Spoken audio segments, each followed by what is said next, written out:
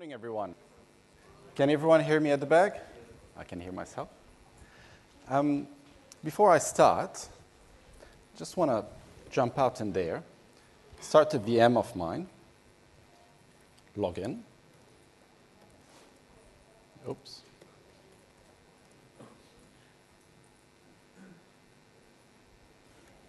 And then start something in the background as it's going to work. Oops. As I'm doing the presentation. Hopefully everything goes to plan. I've seen the demo gods are around, and sometimes things might go as well as planned.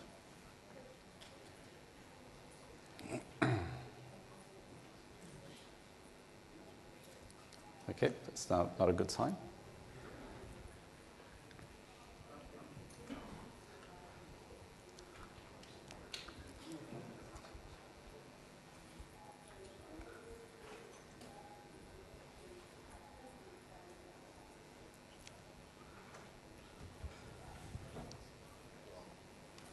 As all of you can notice, I'm using Windows 7. As they said at the keynote speaker yesterday, I'm using my father's operating system.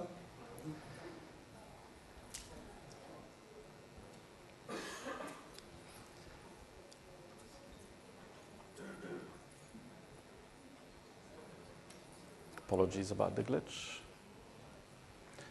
I'm just kicking off that a little bit early, as it might take actually the entire hour to complete. Just making sure that we see results at the end.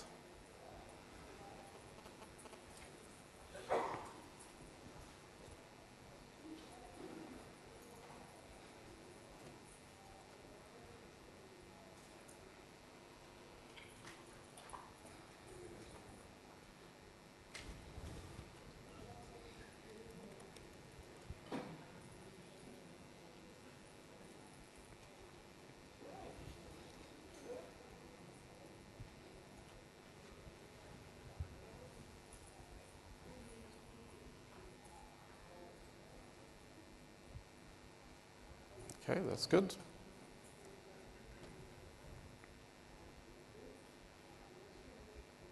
Oh, that's not good.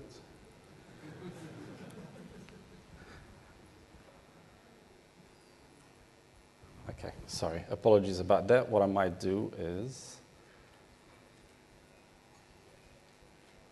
restore.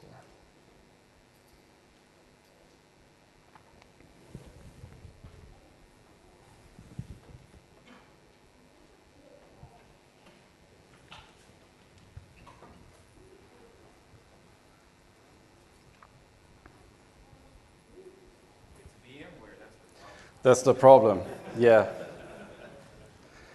Actually, when I was pitching my presentation, someone told me, oh, don't use VMware, use Hyper-V. And I was like, oh, it's all about the new Microsoft. It's all about diversity. It's all about showing that it can actually integrate with other systems. Hopefully, restoring to an existing working environment will work. If that doesn't work, I do have a risk mitigation factor, which is a backup video that will actually show you all of that.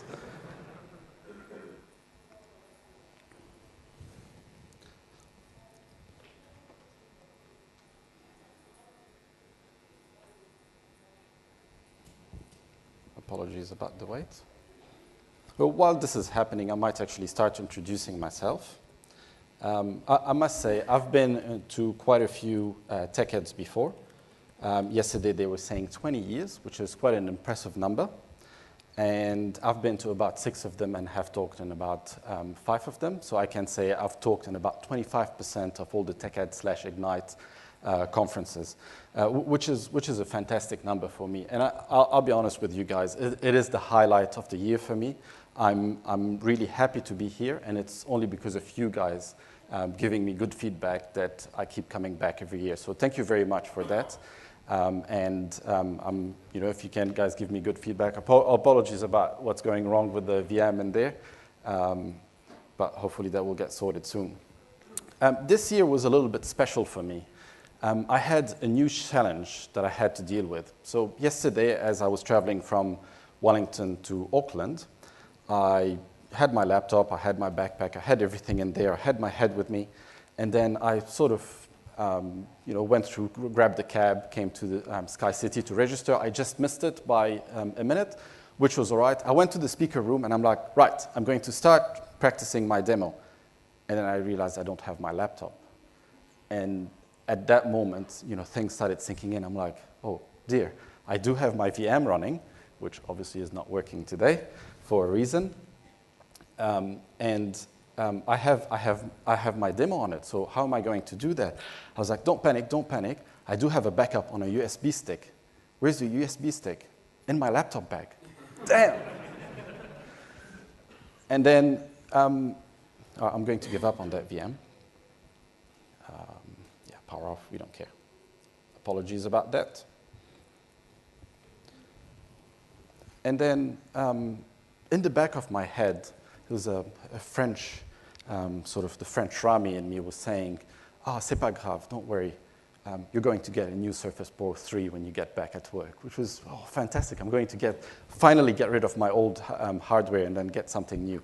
But obviously, I did try to track it down and figure out where it is. And then I finally realized I left it at the airport. If anyone was at the airport around 11:30 yesterday and you heard an announcement saying there's an unattended laptop that was left behind, that was mine. All right, enough about all of that. I want to welcome you all to the future. So today we're going to talk about the future of deployments. And if there is one message that I would like to transmit to you guys, it's this. If you want to fast-track your deployment career, use DSC. DSC is the future of deployment. I'm really happy to have such a big audience to preach to. There are a few empty spaces for those standing in the back. If you come to the front, that's all right.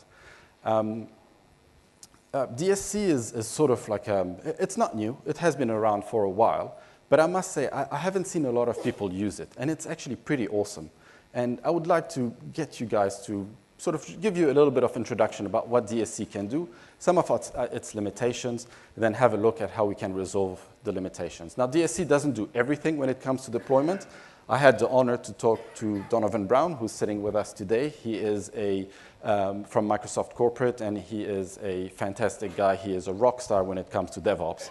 I am referencing his talks later in my slides, so if you want to go and have a look at them, understand the vision of the Microsoft DevOps, have a look at his sessions as well. He'll also do a deep dive later on.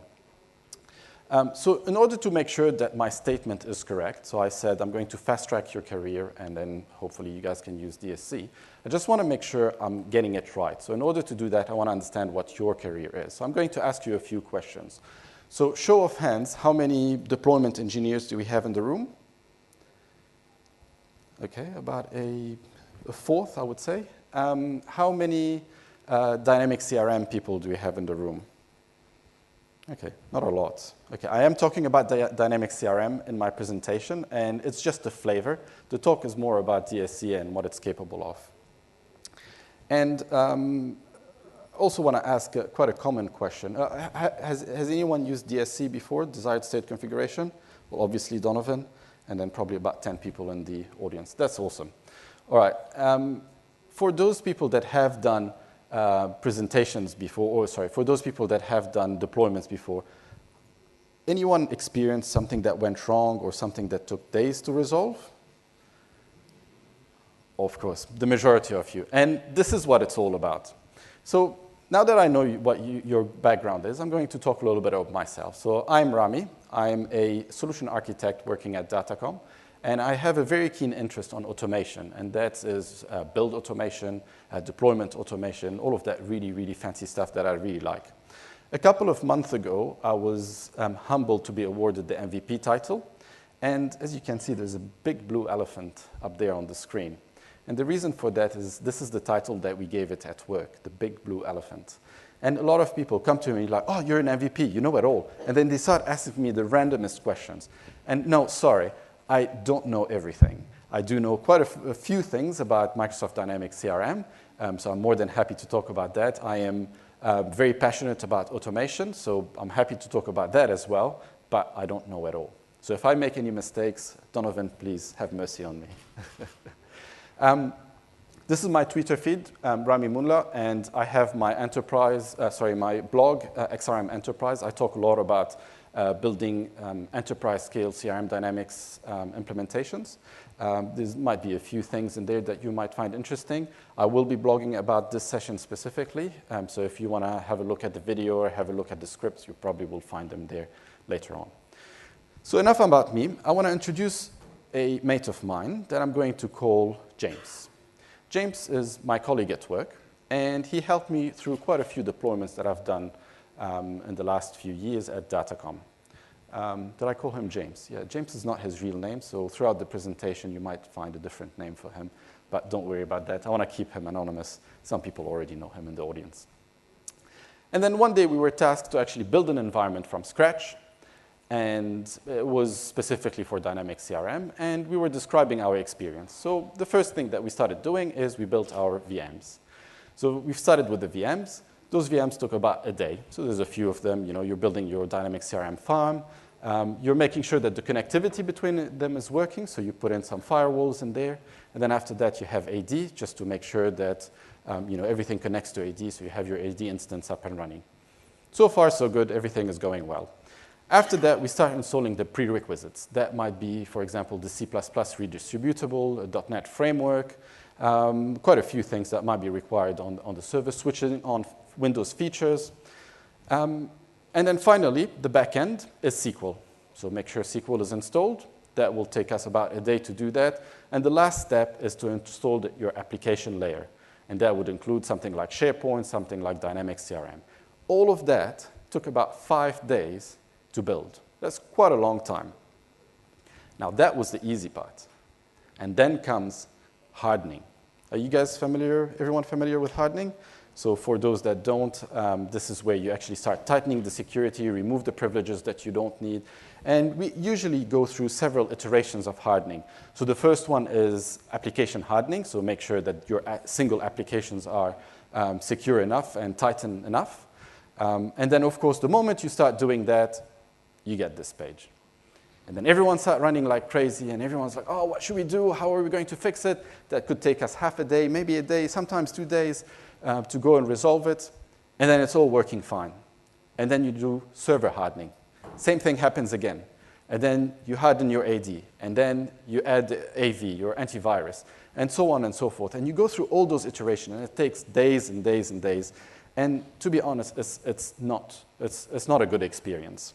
And I'm talking about personal experience. I'm not going to say when it happened because it's a bit embarrassing, but we were doing all of that in UAT.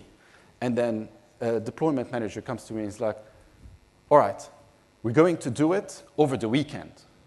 I'm like, okay, what do you want me to do? And she's like, oh, don't worry, we'll just do a little bit of hardening, and you only have to test your application and make sure everything is fine. I'm like, yeah, that's probably 2-3 hours, not a problem, no worries, I'll do it.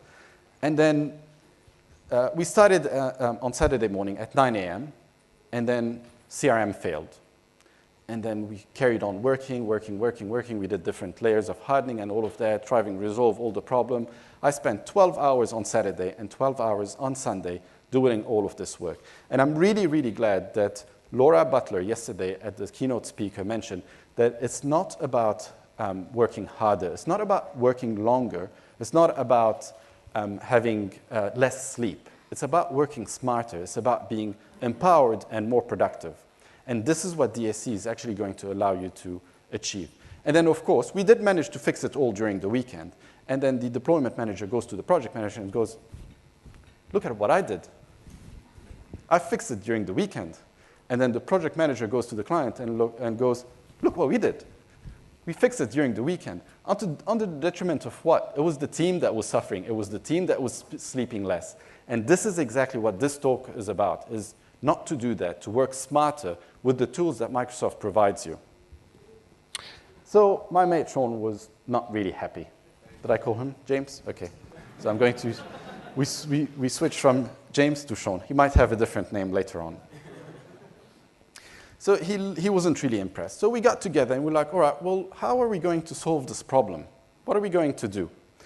And we decided the first thing we're going to look is understand what the industry norm is, what the industry standards are. So we looked around and we found that diagram. Some of you people might be familiar with that, but it's actually really nice and concise. There is another one that is a little bit more comprehensive in a book called Continuous Delivery that I'm referencing at the end of my presentation. And that tells you sort of what the norm is and what the target is and what the extreme situation is. So if I go through it, the base is to have some sort of scripted deployment. I'm going to say automated scripted deployments, and I'm going to say this is our norm. So if what you do is manual, I'm sorry to say, but you're behind the industry norm. The next part is actually doing self-service deployments, and this might be a click away to your dev environment or your test environment. So this is turning it a nudge up. And then after that is actually doing it to prod, but still self-service. So once you're in a state where you're happy with your code, you might right-click and deploy, and that might go to an environment. The fourth one that we have over there is the tests that run before anything goes into a production environment. I believe there's a few companies in New Zealand that do that. And what I mean by that is that you check in your code. There's a lot of regression testing that triggers, unit testing, everything turns green. And then once everything is OK, it automatically pushes to production. So there's little human intervention. And the last one is continuous deployment. And this is what I'm going to be sort of aiming for today. So when we talk about continuous deployment, what this is actually doing is building a VM from scratch. Now, this is what my VM was supposed to be doing. Unfortunately, it's dead, but that's all right. So we start clean. We install all the prerequisites. We configure our server, which DSC does perfectly. And then we might use DSC to actually install some additional items, such as SQL and Active Directory or even Dynamic CRM, which isn't really what DSC is designed for, but it's actually, it can do it. And then finally, you have your entire server. You push your latest application code on it, and then you have everything running. We have used that before at Datacom in 2 instances. The first one is nightly builds. So when we do a nightly build, once all the code goes green, VMs spin up from scratch. Everything gets built from scratch. Everything goes back to the situation where it should be. Everything gets tested, regression testing, UI testing, coded UI, everything that you need. And then once we get the results, we tear those VMs down, and then we repeat the same process the next night. So this is just to give you assurance that you can build everything from scratch automatically. Another situation where you might use that is in a production environment where you have minimum downtime. So you might have your VMs up and running with all the latest code. What you do is you build additional VMs separately. You get them up to scratch. You install everything that you need on them. You make a little bit of smoke testing, make sure everything is good. And once they are ready, you swap them with the live ones, and then you tear down the old ones. And this will minimize your downtime, and it gives you assurance that if you have a disaster, it's actually really easy to get it back to the state that it was in no time. Cool, so this is the industry maturity model. And then my mate Robert and I decided, all right, well, what are we going to actually, what are the characteristics of a deployment? So what we expect. So the first one is predictability. Obviously, I missed that one when I started my VM today. So to have a little bit of assurance, and they talked about that. I think it was Chris Ford yesterday that was talking about having confidence that whatever you're doing is going to work. So we need a little bit of predictability that whatever we're going to deploy is going to work. It's not going to cause us any issues. We're not going to be in a situation where he's sitting behind the screen, just like I did a second ago, and going, oh, is it going to work? Is it going to trigger? We don't want that. Now, how can we achieve that? Well, obviously, we need some sort of repeatable process. So what I'm going to say is repeatability.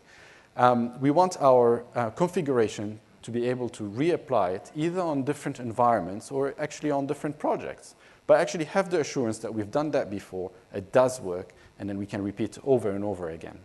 Now, you don't want to repeat it if it's very slow. So I'm going to put up there fast. And when I say fast, I don't mean seconds. Seconds is probably not achievable and too much.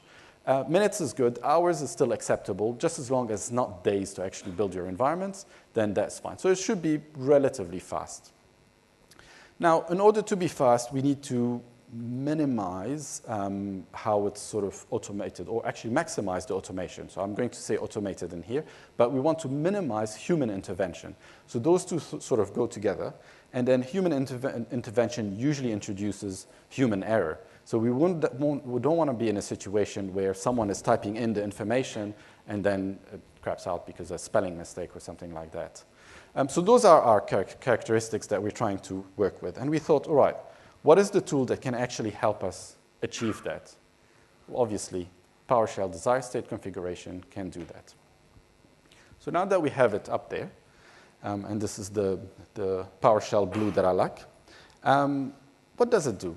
Or what is DSC specifically? For those that are not familiar with desired state configuration, I just got a definition from MSDN. I'm not going to read it, but I'm going to highlight the fact that it says management, it says deploying and managing, and it says managing the environment. So obviously it has something to do with managing an environment. And that's what it is. It will help you manage your environments and manage your configuration. And this is where the next slide comes in. What does it provide? So it's an extension to PowerShell. It will have some new keywords that you might not be familiar with using PowerShell. And it will have some resources. They call them resources, they call them providers. I'll talk a little bit about resources and providers, but those are, think of them as the containers that enable you to do things in a declarative way. Now, declarative is a key word, so it's the difference between declarative and imperative. Imperative is when you have a routine that has several lines of code that would execute one after the other in a sequential way, and then will do some magic. The declarative way of doing it is when you say, I want my server to look like this. You don't actually specify how it's going to get there. You say, I want it to look like this, and DSC will make it happen. Whereas I'm going to refer to it later on, it will make it so. Cool. So now that we have a little bit of definition, let's have a look at how it works. This slide is a little bit busy. I got it from MSDN. It probably is updated by now. But it will show you the 3 different phases that, if you're using DSC, that it goes through. The first one is the authoring phase. In the authoring phase, you have a configuration file. So configuration is actually a keyword provided by DSC, where you would start typing the information and in a declarative way say, I want my server to look like this. Now, the good thing about that is that you can use any tool to do it. You can use a notepad if you really want to. Probably not a good idea. But you can use older versions of PowerShell all the way up to the latest version. And it's the more recent, so if you're using version 4 or version 5 of PowerShell, you'll have all the IntelliSense and the nice things that will guide you through the user experience and will make it much easier to build. The second phase is the staging phase. The staging phase is when you take your configuration file and you take your environment data. So your configuration file doesn't have to be specific to an environment. It can be very generic. It can have statements that says all the backend servers should look like that, all the front-end servers should look like that, and there's a specific server that I'll pass it in as a parameter should look like that. And then you have a separate file that gives you the information about what the servers are, where they are. You marry those two together, and this is called the staging phase, where you generate an MOF file. The MOF file is an industry standard, and it can work on operating systems like Windows, Linux, iOS. And then once you have that, then this is the bit that will actually, so far we've just staging it, and then you send it to what we call the LCM, which is the last step on the right-hand side, the local configuration manager, and you'll say, make it so, like Jean-Luc Picard used to say. And by doing that, you actually take your configuration coupled with your data, and you say, all right, on that server, make it so, make it happen, and magic will appear, and then things will get configured automatically. So this is really fantastic. This is actually helping us quite a lot. So just to summarize, configuration file that we're going to demo in a second, coupled with environment data. Once you have those two, you create your MOF file, and then once you have your MOF file, you can push it to a server, but you can also pull it from a server. So depending on what your configuration looks like, if it's difficult to actually connect to it and push to the environment, sometimes it's easy to do it the other way around. So you might have a server that exposes some web services using RESTful services, for example, and then you would, every time you detect there is a new MOF file, you would pull it from that server and then apply it to your machine. And it will make it so, and things will happen. Cool, fantastic. So those are some of the providers that I wanted to talk about. I do have a few in here. One of them that I want to point out is the file resource. So those are things, I'll demonstrate the file one specifically, where you can actually say, okay, I want some replication of files to happen between this folder and that folder, and then magic will happen and it will appear. Another one that is really interesting is the Windows features. You might say, I want this feature to be on. And then it will go and figure out how to turn it on. Or you might say something else like, I want this feature to be off, never to exist. And then magic will happen. Now, if you look through those, they are a little bit limited. There is a resource called script, which is right there. And in case you can't do it with any of the existing ones, then you can fall back to the imperative way and actually just type everything in. And that's fine, but then there's a lot of additional providers that are sort of not out of the box, and they call them the X providers. And X stands for experimental. And there's quite a long number, 156 last time I checked, but they're actually quite useful. Now, again, X stands for experimental, and that's because some of them are not really stable. So earlier on, I was having a chat with Donovan Brown, and he told me that the SQL 1 actually would cause you quite a bit of grief. And it's actually, DSC is not really configured to deploy a specific database or the latest schema or things like that. So use them at your own risk. I did got frustrated at some stage using a specific one, but most of them are actually quite stable. And the idea is that as they mature with time, then eventually they become out-of-the-box ones. The one that I'm going to be using today is X-pending reboot. So whenever you detect a reboot, you decide, all right, I'm going to reboot the server. And the other one is the firewall, so that I can actually open specific firewall ports once I'm done with my deployment. So again, there's quite a few of them. And you can go and you create your own one, and those are the C one or the consumer one. So you can create your own providers if you really want to, and then have them in an open source space. So I believe the next slide is about prerequisites. Yes. So for prerequisites, you do need ideally PowerShell 4 and above. You can use it with older operating systems that don't have PowerShell 4, but then you'll have to upgrade it to PowerShell 4.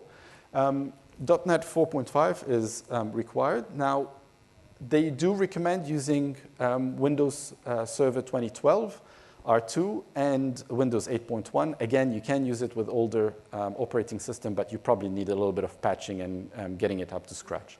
The one thing that I've noticed is that KB, if you ever find problems that are inexplicable, make sure that you do have that KB installed, because it resolves quite a lot of issues. I had to install it to actually be able to use the experimental providers. Having said that, let's actually dig into it and do a little bit of demo. So, in order to defeat the demo gods, I had quite different bits of demos, and one of them was on Azure. Hopefully that works. Yeah, that is looking good. Okay, so just a little bit, a minute on the environment. I do have an MSDN subscription, so I spun up a Windows 10 VM in about 15 minutes, and Windows 10 has PowerShell 5 installed on it. So if I do a PS version table, oops. So this is version 5. And I thought, all right, well, I'm going to demonstrate it in a different environment. So let's have a look at what I can do with that. So for those that are new to PowerShell, I do recommend you read a book called PowerShell in a Series of Lunches. It's a very good book, and it will teach you how to use PowerShell without depending on the internet. And I'm going to demonstrate a little bit of that, so think of it as a PowerShell crash course, if I remember the commands. All right, so the first one is get command. And this is a very useful command where I want to have a look at any command that is available on my OS on PowerShell that actually has DSC in it. And one thing that I've noticed is that there's one called get DSC resource. So that looks like a useful resource to have a look at. So I'm going to do a get help on get DSC resource just to see how can I use it. I don't want to use the internet. I just want to see what help is available in there. So let's do that. So get help, get DSC resource. And it's going to come back and tell me what the syntax is like. Now, one thing that I want you to notice is that most of the parameters in here are actually optional. There is one that you can pass in as a name and pass the name of the specific resource. And there is minus syntax that we're going to use. So the first one is I'm going to actually call it as it is, get DSC resource. And this is going to show me all of the out-of-the-box DSC resources that I have installed on my machine. So here you go. We talked about file. Now notice there's one called Ignite. I'm pretty sure that's not out of the box, but I'll talk about it in a second. And there's a few other ones as well, but I'm interested specifically in the file one. So I'm going to call the same command, minus name, file, minus syntax. And this is going to tell me how can I use that specific resource in my configuration. And all I have to do is copy and paste it, and then start filling in the blank. So let's do that. So select that. It's a bit too high. Oops. Here we go. Copy. And I have a script that is ready in there. And I'm going to paste it in there and talk a little bit about that script. So as you can see, the keyword that we start with is configuration. And so this is the DSC keyword. And we call it Ignite. Now, once we actually put it in the staging mode, if you want, then, or when we .source that specific file, we're going to have Ignite as a configuration that we can call. Think of it as a function, but it's actually specific to DSC. I am passing a few parameters just so that I don't have to pass them in. I have a source path and a destination path. And the first one is on my desktop DSC script, and the second one is a copy of that. And I'm importing the PowerShell DSC just so that I don't have warnings. And then I have a node. Now, this is bad practice, but I'm just doing that for the demo. You usually don't put the name of the node in here. So this is this machine that is called MS Ignite NZDSC. But typically, you would have it as a parameter or as an all node. And then once you marry it with your configuration, then it will decide which one to apply it to and then execute it. Right, so let's actually start using it. So the first one is the destination that I'm passing as a parameter. If I can type correctly. Yeah, cool. Attributes, we don't really need that. Checksums, contents, I'm not going to go through all of them. Credentials, depends on is actually an interesting one. When you have several providers that are executing in a sequential order, sometimes one of them is dependent on an existing one. So all you do is you say depend on an existing resource at the top. So let's remove that. We don't need the depend either. And ensure is the next one that I want to highlight. So this will tell me whether I actually want that folder to exist or not to exist. So again, when we're saying I want my server to look something like that, I'm saying I want that folder to be there without actually specifying how it needs to be there or not. So I'm going to set that to present. And it did show us the different options. And you will get IntelliSense if you want. Force, I'll set that to true just in case we're getting any issues. And then recursive, yes. So in our example, because we're doing it on a folder, we wanted to actually go through the content of the folder and replicate everything in there. True. Source path, of course, we need to define that. I am passing that as a parameter. Source path. And finally, the type. It is a directory, so we are replicating directories in there. Now, there's one thing that I forgot to do. And this is actually give that specific resource a name. So we can call it whatever we want. I'll call it Ignite, if I can type, file. And I'm going to save that. Now, just double checking that I do have everything in there. That is looking good. OK, so let's give that a try. Hopefully, it's not going to cause us any issues. So the first thing that I'm going to do is .source that PowerShell script. So .source, Ignite DSC PS1. And what that means is that all the functions and the configurations that are available there are now available at the command line. So if I type in Ignite, which is the name of our configuration, is going to go through the staging side, and then it's going to create an MOF file and a meta.mof file. Now, if you've noticed, just on the left-hand side, this is the folder that contains those files. I'm not going to drill into them at the moment. But the next step that I'm going to do is actually replicate it, trigger that specific DSC. So we have our folder on our desktop. And when I trigger that DSC, it's going to replicate it, hopefully.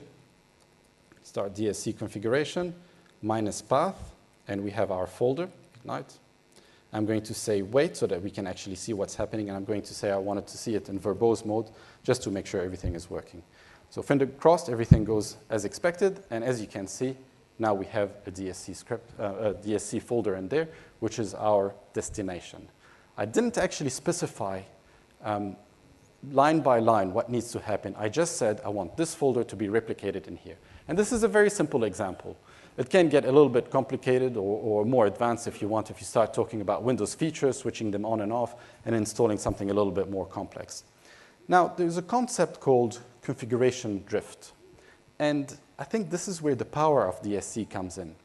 Configuration drift is about sort of defining what your configuration should look like, and then later on, it will change.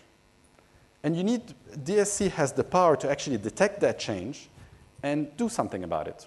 So typically, I think there are 3 options that you can say. You can say, do nothing if you detect a drift. You can say notify, and it's some sort of monitoring where it makes sure if anything happens, then you have an event in the event log saying, there's a configuration drift. And the third one is rectify. So if you have a problem, then it'll go and fix it automatically.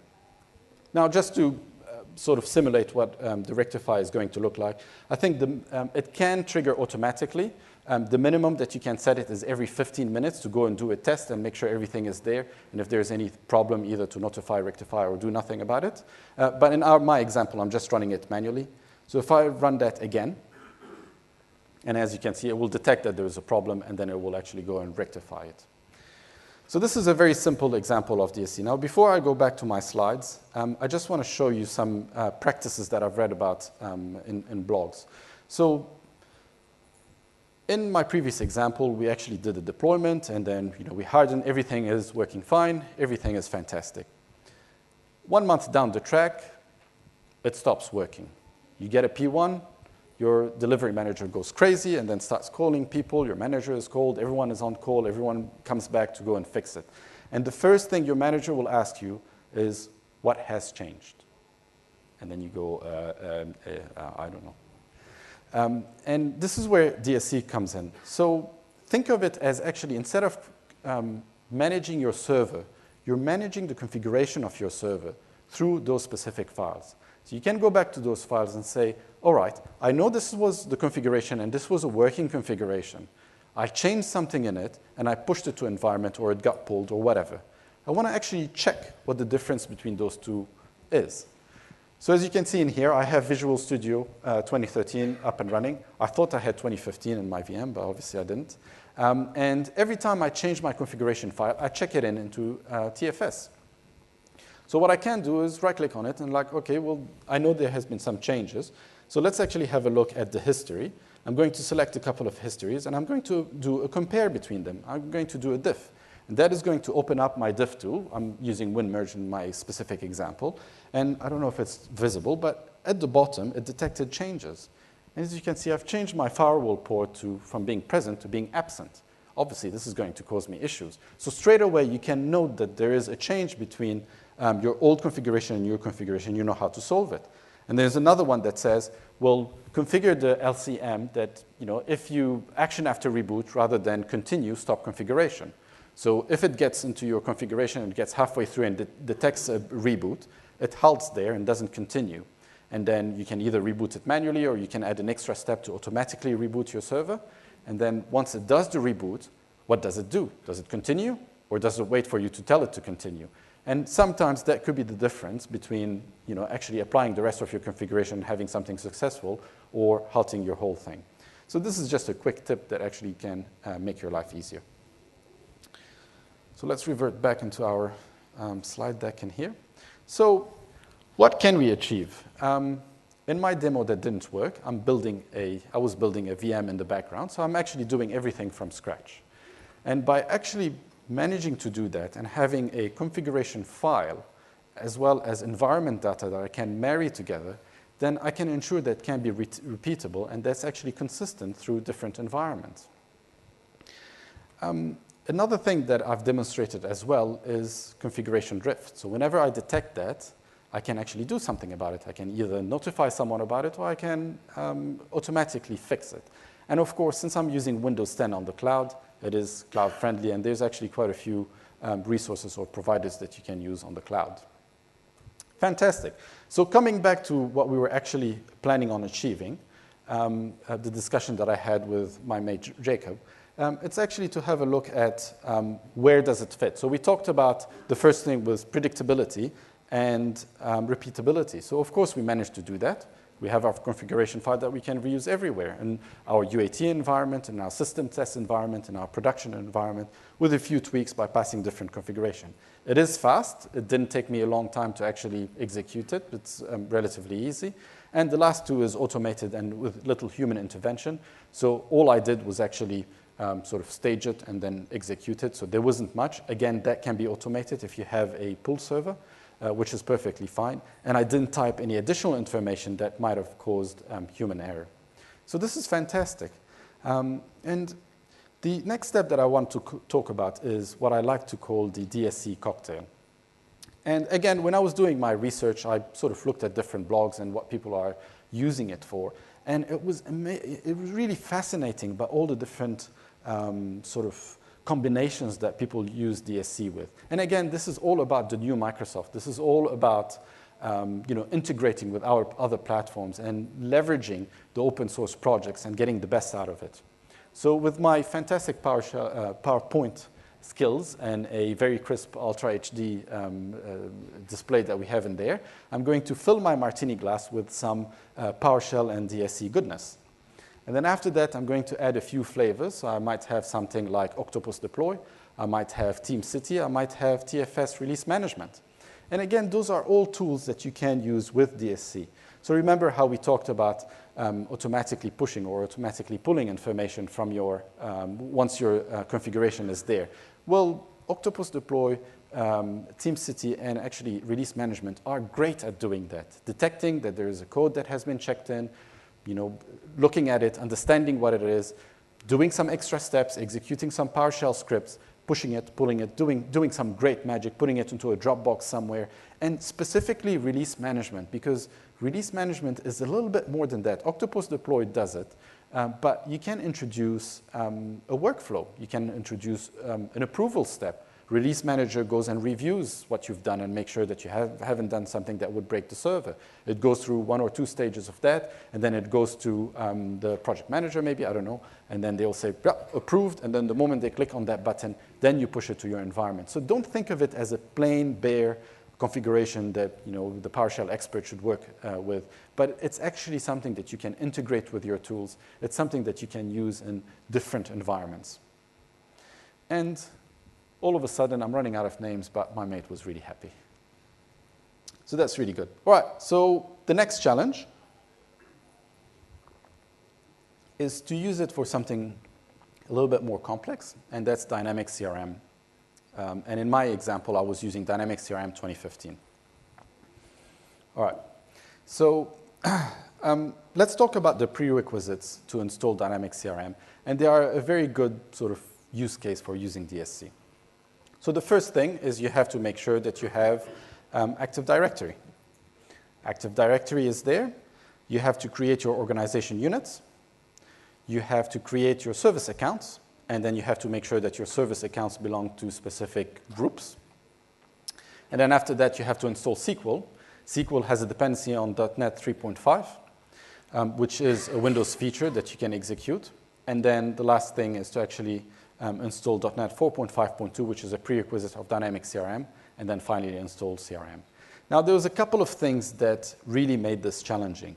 You cannot run the CRM setup without using a domain account.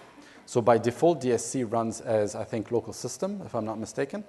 And this is a problem. So CRM to be installed needs to use a domain account. That's fine, because DSC provides you the possibility to use the CRED SSP, which is fantastic. But then it will tell this happens through remoting. And again, CRM will not install if it's using remoting. So those are 2 challenges that I had to deal with that made my life a nightmare. And it was actually a really good study, a case study, to actually have a look at what are the limitations of DSC. And when you get to those limitations, how do you actually overcome them? And I'll show you in my examples how I did that. So for the very few people that are dynamic CRM people or dynamic CRM experts in the crowd, this is what a typical deployment looks like. You start by double-clicking on the setup, and then it will come up with the agreement, so you read through it, of course, and then you click on I accept. And then after that, it might have some default information, like where it should be installed. I don't recommend using the C drive because it's not part of the IIS recommendation. Always do it on a separate drive than your OS. And then you start typing additional information. Where is my SQL server? What is my OU? What are my service accounts? You type all of that. You make mistakes. I don't know what happens. And then you define all your standards and so on. And then you're reporting. And finally, you get that page that verifies everything, and you get red X's. And you're like, damn, I've done something wrong. You click on one of them. You have a look at what that problem is. And then you realize, hang on, there's something missing in here. I probably typed in something wrong, so you go back, you fix it, and then you get to that page, and then you fix it again, and you go back, and finally, you get green with a little bit of warnings. You're like, yes, I've got there. So the next step is to have a look at the summary, and then say, go forth and install. And then you pray to every single God that you know that nothing would break at that stage. And finally, you get that page. You're like, hooray! Well, guess what? If you're doing that, you're behind the industry norm. I'm sorry to say that, but typing all of this information manually is a bit of a waste of time. And there are so many ways that you can do it in a much, much better way. And the way that I recommend is by using the XML configuration. So this is basically just putting all of this information in one file.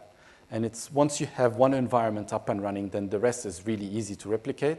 So you basically just copy that file, give it a different name maybe, and then change the specific values that are different between one environment and the other. You can diff them to make sure that you have changed the right environment. And then once you have all of that, then you marry it with your setup.exe. So this is a simple command line. You just call the setup server.exe. You pass in the configuration with the /configuration.xml. You do a /q, which means quiet, so you don't actually see anything happening on the screen because you're confident it will work. And then you will have a /l that will actually log any errors that happen so that in case something happens, then you can go and have a look at it somewhere else. Same thing applies for SQL. You can pass all of this information in an XML file.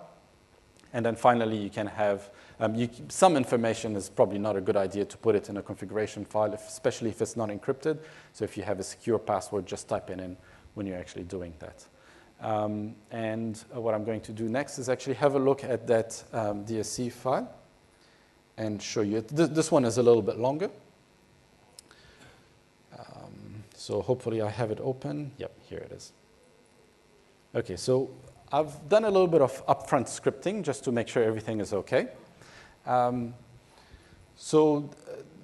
The first one is to actually have the configuration in the same file. It doesn't have to be there. You can put it somewhere else. But I've defined it in here. And then I'm .sourcing my PowerShell script, which is exactly what I've done previously. And then once I have that, then the configuration CRM, which is the name of my configuration, becomes a command line in there. So I can call it, and I say this is the output path, and this is the configuration that I'm after. I can pass it some additional information, like the credentials. Again, this is typically something that you can do in a slightly smarter way. You can encrypt your environment data, for example. I set the LCM just to make sure that it is following the specific setup that I want. And I finally call the start DSC configuration, which is exactly what I demonstrated before. Now let's have a look at that DSC file. OK. So we start by just a simple function that does a little bit of magic. I'm not going to cover that at the moment.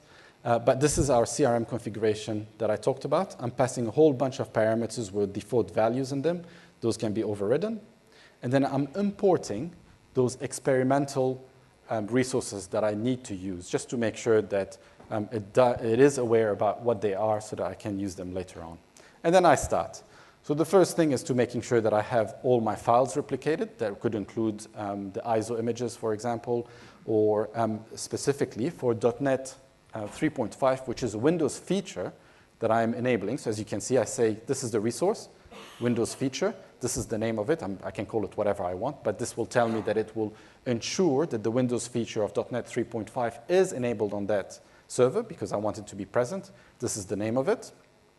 And then some features that you enable will just work. Some of them require the media to be there. So your Windows Server ISO image, for example. So just to make it a little bit smarter, I have the folder that contains all the information that I need. So I just point to that folder and I say execute it, and it will happen. I want to install the .NET version 4.5.2.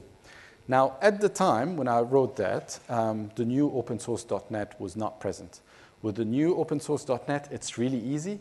All you have to do is select the features that you want and make sure they're copied in a specific folder. So it almost becomes a file resource that you can say, this is where it is, copy them across, that's it, I have .NET 4.6 installed. Whereas in my specific case, I was using 4.5.2. I was like, how am I going to install it as an MSI or as a hotfix? I know it's a hotfix because if you look at your Windows update, it will be there and you can install it. But when I do a standalone installation, it's an EXE. How am I going to do that? So I did a little bit of research. I couldn't find anything that is interesting. Some people suggested creating a scheduled task, which was the answer to another problem that I had. But then what I did was I said, all right, let me have a look at what's happening. So I double-click on that EXE, and the first thing that it will do is extract everything somewhere on a temp folder. If you go and have a look at that temp folder, you will realize that there is an MSU file, which is called Windows 8.1, which is exactly what it's installing on the Windows Server 2012 as well. So this is the MSU that you need to install that hotfix. So I extracted that specific file, and I put it part of my folders. And now when I say, time to wake up, I realized that it actually just grabbed that MSU, and it managed to install .NET version 4.5.2. Moving on, again, this is a vanilla server. So we've installed some prerequisites, and then we installed an AD feature and the AD management tool so that we can play around with users and things like that. And then we checked that we don't need a reboot. Usually it doesn't require anything in here. And then I made sure that it actually generates. So this is an experimental one, XAD domain, and it will turn your server into a domain controller. And that's exactly what I wanted, because I want a standalone VM that has CRM and everything that you need without any connectivity to other servers. Again, I'm pushing it a little bit. Probably I'm not following best practices, definitely not. But all I'm doing is just demonstrating what it's capable of doing. So again, this made sure that my server is a domain controller. Made sure I need a reboot. And yes, at that stage, it's like, all right, you've installed, you are now a domain controller. You do need to reboot your server. So it reboots. And then, depending on how I configured it, it either continues or it waits for me to actually tell it to continue. So the next one is to create the OUs, the organization units that I talked about for CRM specifically. Following that, so this is a script. So I couldn't find any easy way to do it. So I scripted it. So this is where it goes imperative rather than declarative. And then for the AD user specifically, that wasn't a problem. It is there. Adding them to a user was scripted. And then finally, I got to the point where I'm actually installing SQL. Now, it's not an ideal script. It's a little bit ugly. It works. My test, so there's 3 parts to the test. So the first thing is to actually test the script, so make sure that, if this condition passes or fails, then whether we should execute it or not. The second one is to actually set the script. And the get one is when you do a test, and it actually displays whether the test is successful or not. It will show you some information in there. So that, again, it's not ideal. All I'm doing is checking whether that folder exists, which is really bad practice. And then if it's not there, then what I do is I mount an ISO image. I grab the letter, and then I invoke a specific expression that actually executes the setup that we talked about slightly before, passing the configuration file. And then I carry on. I dismount the SQL ISO. I check for a reboot. And yes, at that stage, after you install SQL, it will require a reboot. And the final part is to install CRM. Now, CRM, as I said, was a challenge because of all the limitations that it had. I tried different combinations. For example, an invoke command, start process. All of them used some sort of remoting or did not pass my credentials correctly. So with the fact that you have to be a domain account, and the fact that you cannot use reporting, I had to fall back to what they suggested for the .NET framework and to actually create a scheduled task that runs under a specific user and to monitor that task for success or failure.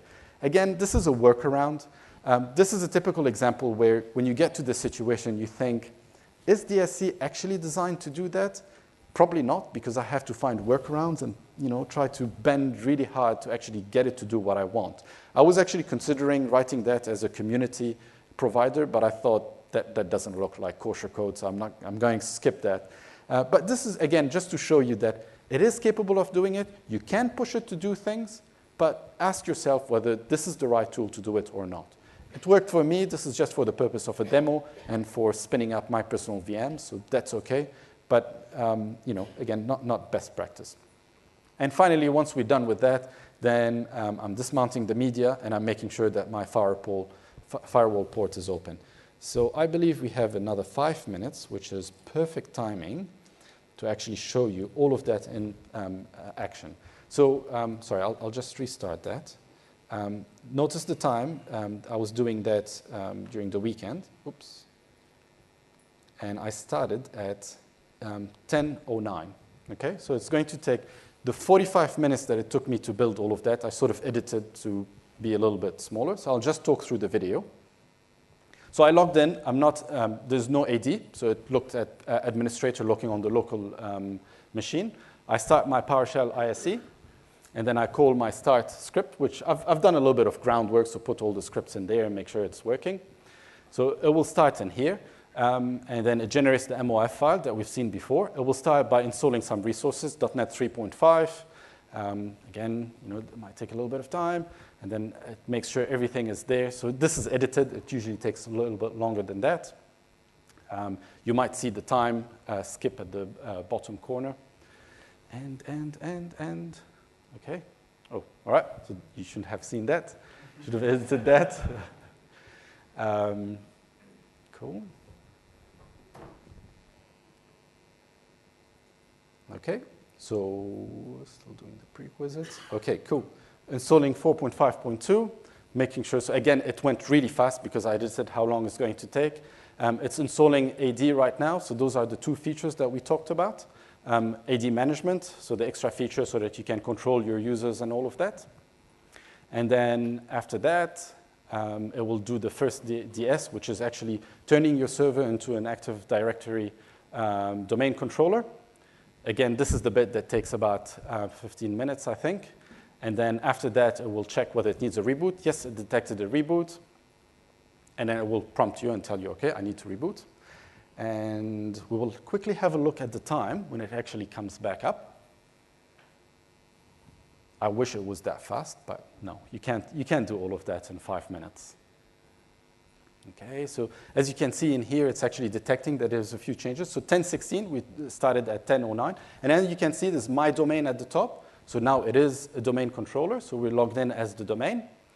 And then because I set the LCM to stop every time it does a reboot, I'm going to kick it off again just so that we can have a little bit of visibility over what's going to happen. So it will go through all the steps. You will see all the steps show up now, one by one. And basically what it's doing is testing it. Is it there? Yes. OK, go to the next step. Testing it, making sure it's there. So it goes through them really quickly. And then it gets to the AD stuff. It's all there. It doesn't have to do anything crazy. It creates the OU now that we have our AD, and it will start installing SQL. Now, for people that have installed SQL before, you will see a nice flash. And then what takes 20 minutes usually is going to happen within a few seconds. So I just wanted to make sure that it is running in the background, so just to make sure that things are happening. And this is the flash, and SQL was installed. Fantastic. If only it was that simple. And then we're now restarting our server. So it detected that there is a restart after installing SQL and decided, right, I'm going to continue. I'm going to prompt for a restart. It restarts. We log back in. And then the next step is to actually start the dynamic CRM installation. I should have demonstrated all of that, but it should have happened in the background. But sometimes things don't go as planned. All right, so in restarting Windows, it detects that there's a few changes here and there.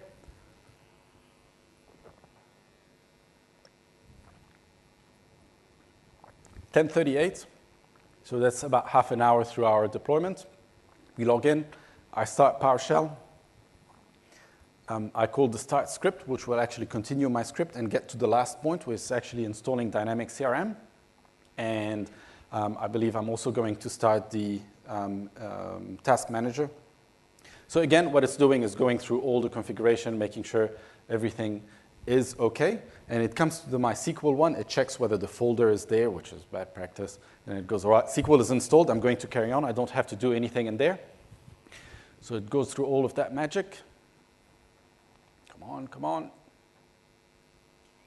All right, so .NET 3.5, 3.5, DSC, first DSC, so this is our domain controller. It skips SQL, and then, dismounts the SQL media, make sure there's nothing in there, and it will start the CRM install. Now, as I said, it actually generates a task, and then it starts monitoring that task, so once in a while, it might come up with a little pop saying, task's still going. So this is the first one that appears, so install CRM task in progress. And as that happens, I think there's another flash in here because that takes about 30 minutes. And then once it's all done, look at the time. So it's 11:06. So it's about, a little bit more than half an hour after that. So it's all done. It opened the port 555. And this is on my host machine. I put in the URL of the specific server name. So this is the host name of the server. That's the one. And then I click on enter. And then within a few seconds, it asked me for my credentials, which is fantastic because I'm using specific credentials. So this is my domain AD that we've created. And then I put in the password. And in a few seconds after that, I'm nervous, but it's a video. And then here you go. CRM is installed. Cool. And then I just did a quick smoke test just to make sure everything is there. So apologies that it didn't work on my VM at the moment. But yeah, this is just in 5 minutes, just showing you all the steps that it actually did execute. And cool. So going back to I just have a couple of minutes. All right. So that was the demo using DSC. So I'm going to repeat my message. My message was, if you want to fast track your career, use DSC. Now, before I conclude, just a few things. So this is the continuous delivery book that I talked about. If you're interested about best practices and how to do things, have a read through it. It's quite a dense book. It's really good. It's a Martin Fowler signature book. I'm a big fan of Martin Fowler. There's a few bit.lys in here if you want to learn about DSC. There's one about Pluralsight course. Another good one to start, which is just sort of an introductory course.